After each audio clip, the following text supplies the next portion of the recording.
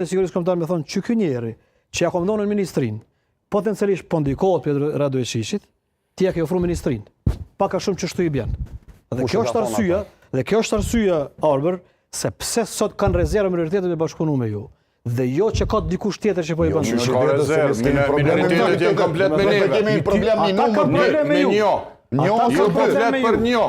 Që shkoftë po pse me 57? Po veç minoritetet janë komplet me neve. Jo, janë komplet se 57. Po mirë dhe, sa edhe Adem Hoxha edhe atëherë në vitin 2021 ka qenë me listën serbe.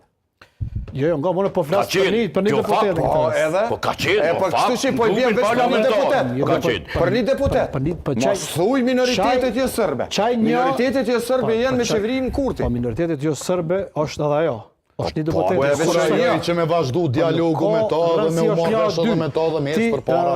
Me Dudën a mund të ketë zgjidhje me Dudën? Ketë zgjidhje, pse jo? Si mund të ketë zgjidhje nëse ajo është në dorë të Radojeshishit? Kush e ka thonë këtë? Po dyshimet janë. Dyshimet ja keni thonë ju vetë që dyshimet janë që po ndërhyjnë. Asnjë prej asnjë deklarim publik. Ato të pitani koalicion me Radojeshishin, lëvizjet vendosje nuk e ke.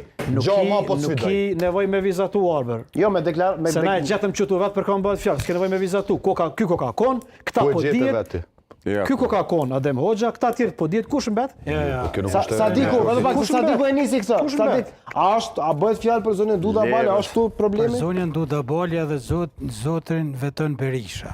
Edhe Veton Berisha është dyshimi. Madje Veton Berisha ka thonë që pëllin e i rrezikumshëm me deklaratat e lëvizjes vendosje se thyrës kryeministrit nga siguria kombëtare që Kur e ka thonë këto se un po?